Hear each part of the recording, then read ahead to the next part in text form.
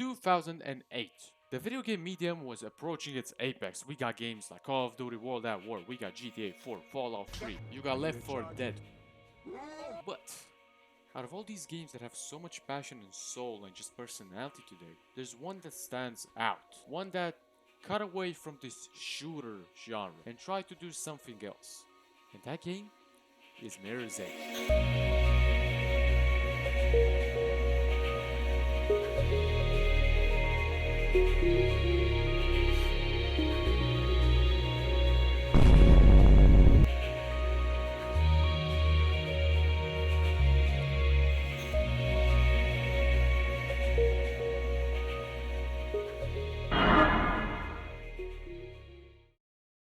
Alright, first chapter, Flight.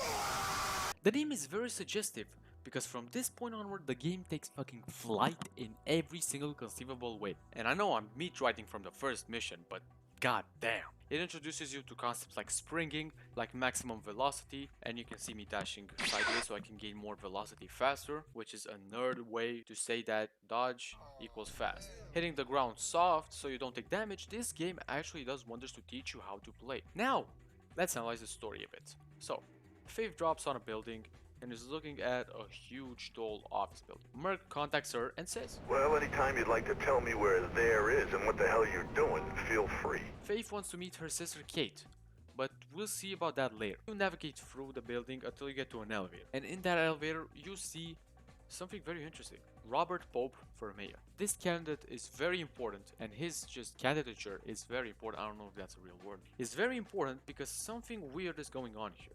Merc praises Pope. You know he was running for mayor, right?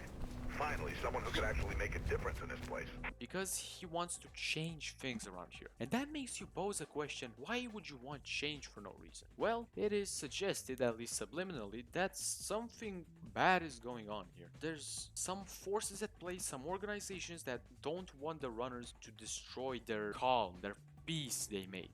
This peace means full control of everything. But for now, again, we don't know much. So we press onwards and we go into Pope's office. And off the bat, boom, he's on the fucking desk, dead. Pause. We're just 5 minutes in, what is this? Pope is dead? The figure that inspired hope in everybody just dead? There is a woman right next to him, Kate. Off the bat, you might think, oh my god, just another game with, sister versus sister. Nope, no. Kate is not the killer. It's actually very important, this setup, because it shows a couple of things about how actually dire this situation is. Pope was shot in the head, and the thing is, the only people able to possess weapons in this world legally would supposedly be police officers, right? Kate is a police officer, so whoever killed Pope needed to steal a gun, and that is exactly what happened. Okay, pause again. Let's just let Faith take it away. It's Robert. Robert Pope, friend of Dad's. Shit, that Pope. He called me. We hadn't talked much since I joined up. He had a break-in last week. He's still a campaigner. Don't you read the news? It's not news anymore. It's advertising. That's what it means. Somebody wants to frame Kate. It's obvious why somebody would want to kill Pope from the organization, because it makes sense. They want full control, and Pope seems to oppose that. So obviously taking care of him would net you a lot of control. But why frame Kate? Police officers usually have a little bit of a conflict with runners. So that way Kate should have a conflict with Faith. But she doesn't. Why is that? Because Kate is a good cop, which makes sense now why they want to frame her. Presumably somebody stole her gun from her car, in which she left her radio as well, and came up here before her, killed Pope, and got the fuck out of there. Now that's weird, because for somebody to do this, they need to be extremely skilled. You know how skilled? Runner type skilled. There are a couple more elements that suggest that this was a planned killing. For example, Pope's journal is missing. There was a book on the desk, a diary. It was gone. But they forgot to take a little piece of paper from the desk, which is Echo. It seems to be some sort of project, but we don't even know what it's called. So for now, we just have to wait. What is weird though is that Pope had this paper on his desk. He was somehow involved in this project. And I'd analyze onwards, but Blues incoming, Faith. You might want to be outgoing right about, now. Merc calling them blues shows you that the runners have a history with the cops. Also, just one tiny thing I want you to remember. Runners' colors are red, cops' colors are blue. Remember that. Run for some vents, and then you pop down to a set of windows and a door. And what do you see on the right? A fucking attack helicopter. Now that's pretty weird because you're just one girl. I'm not sexist, I'm just saying. Wow! I mean, the runners have some rep, right? There's only one of two options. Either the runners have insane rep, or this organization really doesn't want opposition. So you somehow dodge the copter, you run through buildings, through the skyline, and you reach an elevator room. Alright, not very weird. These guys are PK. PK stands for Pirandello Kruger. These guys are a mercenary group. You dodge around them and you sit in the elevator. But sitting there, you sort of think. You press onward across some bridges, through the metro system, and boom, you reach your first combat encounter. And you fucking dodge it. First, second, dodge. Don't even try to fight them. The combat is not that hard in this game, but the game really wants to accentuate that you don't need to fight. This is a parkour game. It's important that you keep speed. I've showed you a couple of mechanics to keep speed right for now, but it's also about how you think. What do you think is faster? Dodging sideways and running, taking another path, or trying to just beat a couple of guys up? So you book it, and you get up to a zip line, and boom, you get saved by Krieg. Krieg has been mentioned before. Merc said he was sending Krieg after you. You've almost lost him. Patching Krieg in. But unfortunately, this is the first and the last time we see Krieg. Now, something weird about Krieg is the way he's dressed. This just might be some designing feature and they, you know, fucking forgot about Krieg and just designed him for one singular level. But he is dressed in orange. Orange could be considered a dimmer red, which might represent Krieg's not so alliance to the runners. He doesn't really want to help them, but he still does it because he sees that it's the best option. And that's the end. This is the first mission. Holy exposition, right? And this is why this mission is one of the best opening missions in the whole fucking genre of games, because it makes you want to play more. So, let's press onwards. Chapter 2. Jackknife. I've recorded this 3 fucking times already. I just don't like how the shit sounds, so we're doing this speed mode. Climb over the fence, and guess what? Helicopter, my beloved, again. Now we run away from the extensive fucking force use on it. And we reach a really big drain pipe trap. Fuck. Really big drain pipe type hole. The helicopter pulls an ocean gate and gets the fuck out of there. And now we get a little bit of a sandbox area. And you know what? Just for the next area and a bit, just take a peek at how the game actually is. Just gonna let the music roll. No memes, no commentary, no fucking voice. Nothing. Clean, raw Mirror's Edge.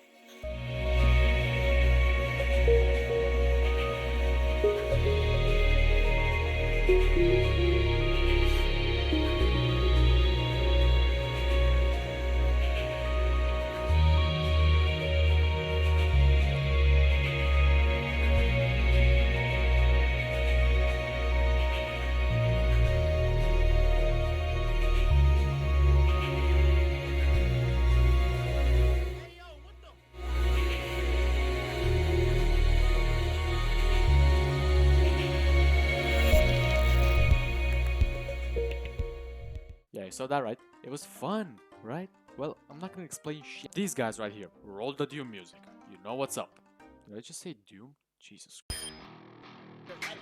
Now this part here, getting into this room, I saw red door and you know, being a Mirror's Edge degenerate that I am, I know red equals the way to go. I didn't exactly know how to get there, so I used this trick to get more speed. I'm not sure if you actually need this trick. This is a bit of a weird zone. But after this, we get up into the elevator, and would you look at that? My boy. Oh, what the fuck? Yeah, he just runs away. Apparently, he's kind of, I don't know, waiting for us, taunting us. Now, little exposition while our boy is running. This was the goal of the mission. Jackknife is a former runner and apparently an antagonist. What the fuck? He don't look like an antagonist to me. Kind of entangled with Pirandello Kruger. Now, his former runner skills do show here because he's kind of fucking whipping my ass. I even speedran this game and he's kicking my ass. I lost him here for a second here. But yeah, we eventually find him after reaching another elevator and almost kissing it. And my boy just decided to kill himself. After we reach him, take another way, we get to him and just listen to what he says. I know what you're here for, Faithy. Just tell me what Icarus has to do with Pope's murder, Jack. I heard a cop did it. You heard wrong, then. You a fan of wrestling, Faith? Pope was a wrestling fan. He even employed an ex-wrestler to handle his security. Travis Burfield used to go by the name of Ropeburn. Is this going somewhere? Maybe you should try getting a job. There's some levels in this game that don't pose that much symbolism. This is not Silent Hill 2, okay? Don't got that level of symbolism here. It's weird because this game has only 4 hours of gameplay, but it has some missions like this one which are just for padding out. In a longer game, like a 20-hour game, it makes sense to have missions to just build the world a little bit like this one. Progress the story in a short, sweet manner, not like quick off the bat exposition. So it's kind of weird how they combined the both, but you know, not that bad. Alright, chapter 3. Heat.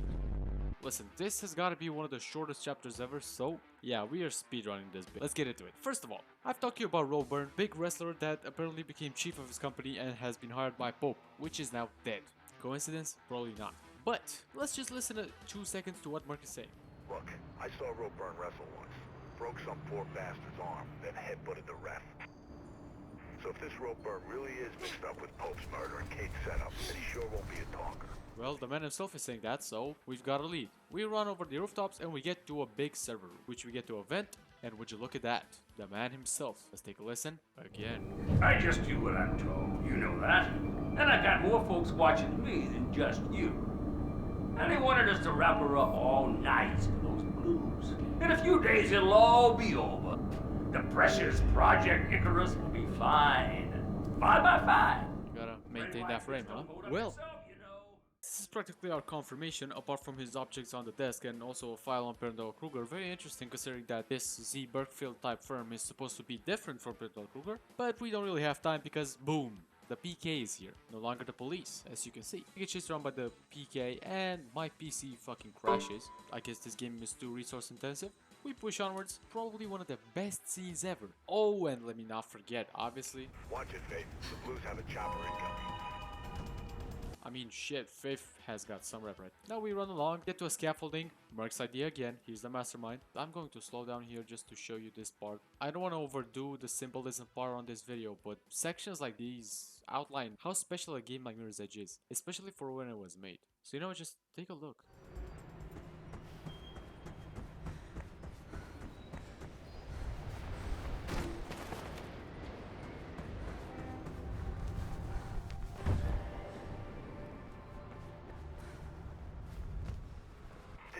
I think you did?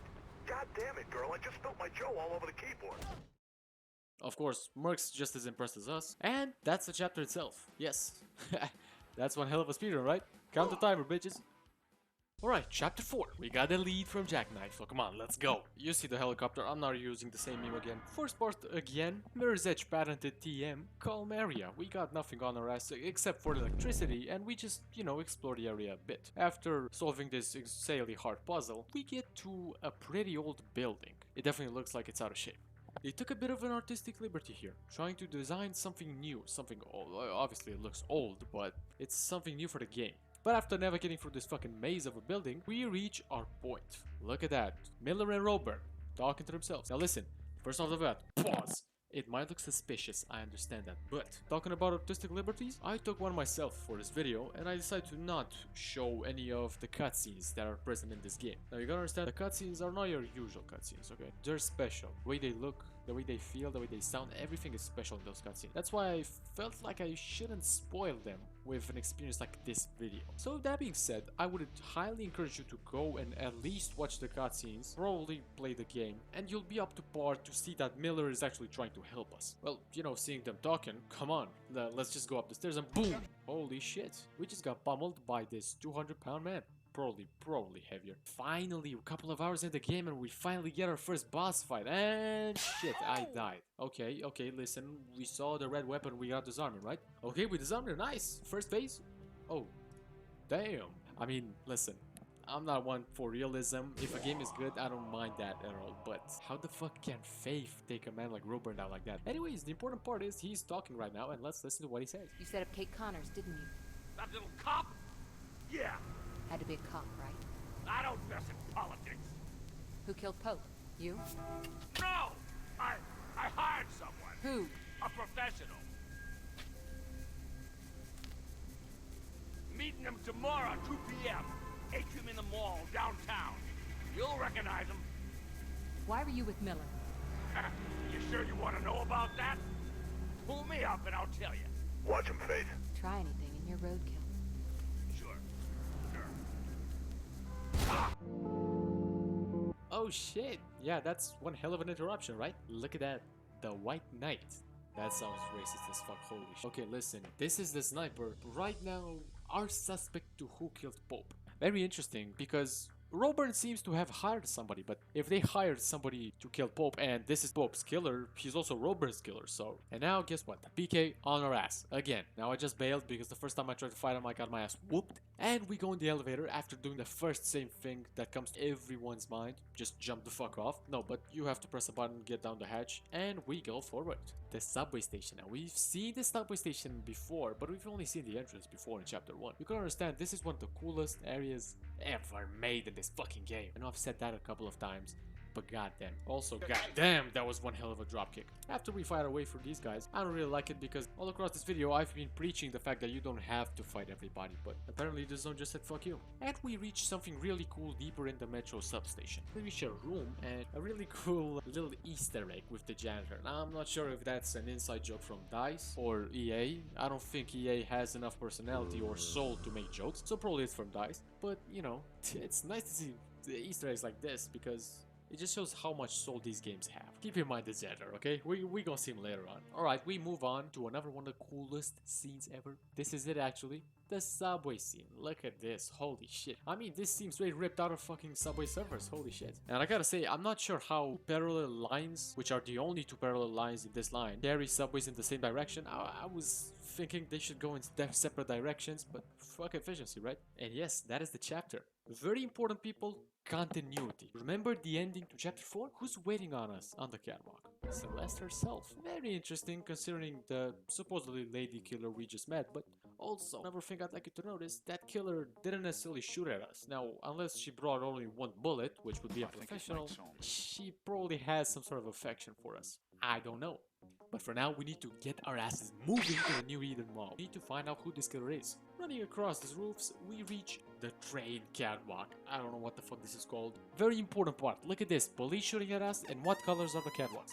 Blue. We keep on running, and we reach an elevator with some very interesting information. Now, I think I've been skimming on the lore, but I would like to make a little bit of a correlation here. The paragraphs on the elevator talk about a terrorist group and mention the name November. Something very similar was a group called Black November in Mirror's Edge Catalyst, the second game. Now, as a disclaimer, they retconned a lot of the story in Catalyst, and a lot of things just aren't the same anymore. But I think this is some sort of a reference to that. It might be the reason the runners are so feared or so sought after by the police. Maybe they really don't want this November event to happen ever again. Maybe the runners are some sort of byproduct of November and they are a terrorist group. But for now, we never know. I mean, terrorism is only subjective, right? Huh? Okay. I'm never gonna say that in my life ever again, holy shit. We keep on running across these rooftops, reach another fighting zone. I don't know if it's mandatory, I kick their ass, cause come on. And we reach the New Eden Mall. Very nice. But we can't go through the front door, fuck. We have to take a vent through the side. Very nice graphics, like holy shit, this game looks good. And look at that, a bag here on top. Now, I'm not sure if I should include this in the lore implications of the game because, well, it's just a goddamn bag. But it might be some sort of reference to other runners being here. Also, the truck says, "Wake up." Remember, as a reference to the Bible. I don't fucking know. Listen, the story is pretty simple. There's not a lot of references, but shit, it might reference the terrorist group I was talking about earlier. It might just be some simple text, you know, maybe it's just over analysis. And look at that, the killer's there and boom. Yeah, we get fucked in the ass. It was a trap all along. Like shit, what did you expect? Come on. The elevator busts up and we have to run through the window. Shit, this is a fucked up situation. We really have to run. This situation dots the eye that you do not have to fight these guys. These guys are heavy hitters. We find a way through. We still have to fight a bit, but no, we don't have to fight a bit. Shit, I'm wrong. I'm very wrong. You don't have to fight. You just have to climb up on the catwalk and reach out of the mall and you see the killer. Again, very interesting and weird is how they chose to pad out the game with this mission as well, because, well, you can see tracking down this killer will take multiple missions. It just did. This mission we didn't manage to progress a lot because we didn't necessarily catch the killer. We didn't even come close to her. She was waiting for us on that rooftop. Okay, they're supposed to explain the story, but if the story is not important or if the story is not complex enough to be explained in padding missions, it makes me think maybe EA being EA made DICE rush this game and they weren't able to get it out at its full length. That sucks because such a beautiful and special game, having its wings cut out, it's, you know, shit. It's EA, come on, what do we expect? Barondello Kruger. Listen, I'm gonna keep this one short and real. This chapter is very important and it's the first one that actually answers a lot of our questions. So let's get right off the bat. First of all, look at that. We have to get into a PK building because we have some questions about this Icarus project. But the mission is called Barondello Kruger, so we are just infiltrating the mercenary base, right? Okay, we infiltrate this base. We have a little bit of a stealth section here and we take care of all of it. This is honestly a really cool zone showing you how if you use all your tools, you can get through shit very easily. And we reach some sort of factory. We don't necessarily know what's being produced here. We only know it's under Pirandello Kruger control. So what could be produced here? Also, Faith, the fuck is this? What is this grab?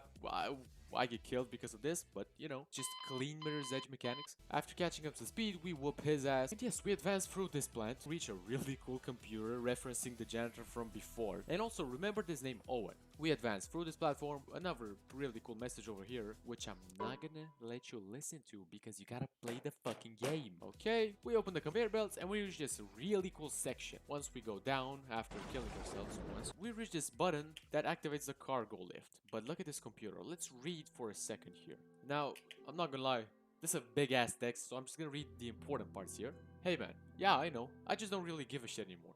That asshole has been on my case since I started here. So, it seems to be a message from a person named Mark that seems to be over this job that he might have. He says this: I don't have a problem with being checked on. I've got nothing to hide, so I just pity the douche that has to sit and monitor what porn sites I visit. Okay, I mean, you know, wow, 2009 EA, not very hinged. But another interesting thing he says here, he's being monitored.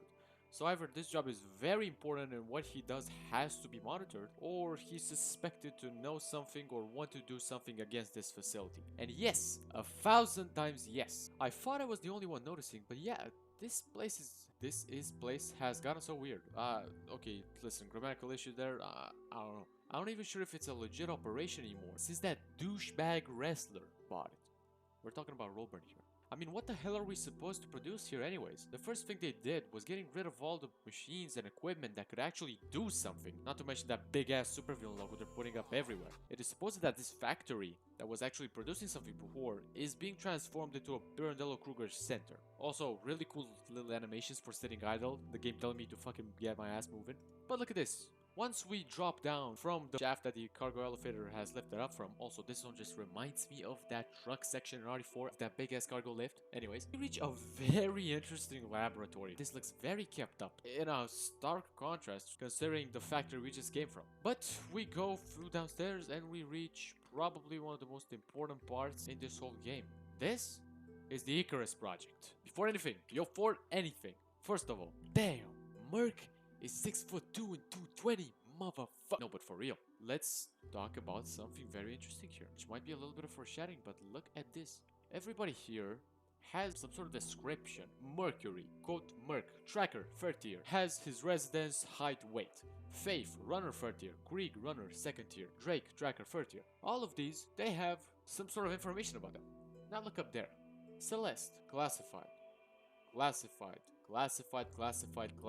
And also in the top left, we have some sort of model. And look at this. We're going to pause right here. And if you still don't understand what I'm talking about, this is Project Icarus. Project Icarus is a training facility. It is more than just a project to take down the runners. One thing that I've always wanted to point out up until this point is I was curious why the police and PK never tried to take the runner's route. I was curious why they never tried to have some agents specified and specialized in parkour, because it seems like guns never really work out. This is Icarus. This is the definition of if you can't beat them, join them. What came out of this was this.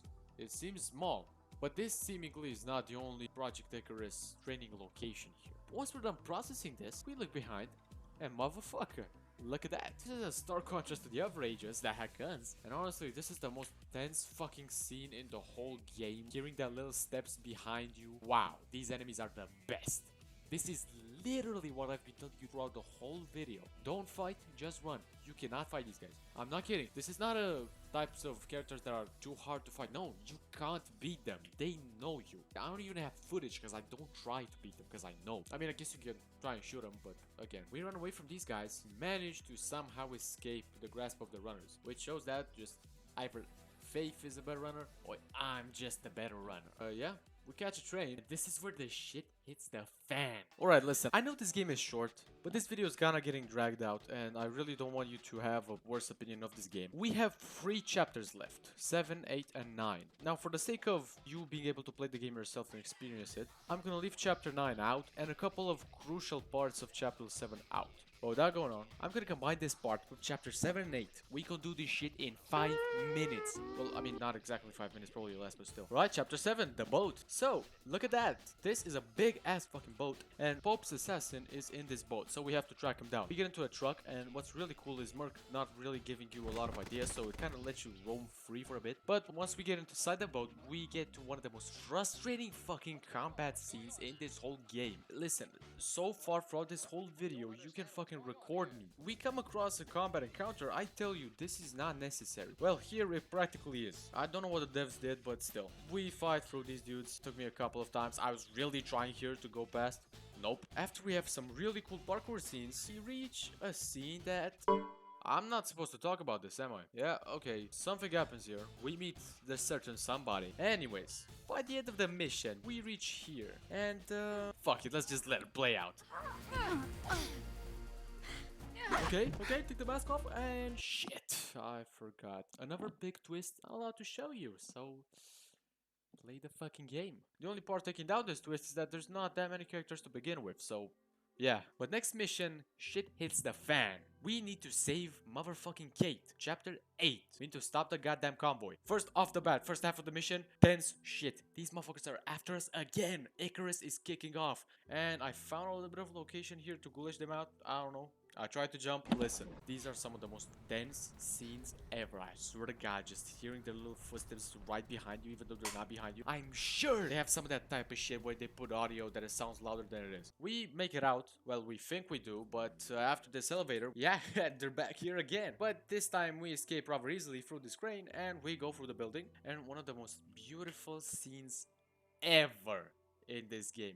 I know I said that about the crane, so I'm a fucking hypocrite technically, but boom! Before I play out this scene by itself without talking like a dumbass, I'm gonna mention the fact that there were at least 2 quick turns used here, so, you know, another good part of the zone.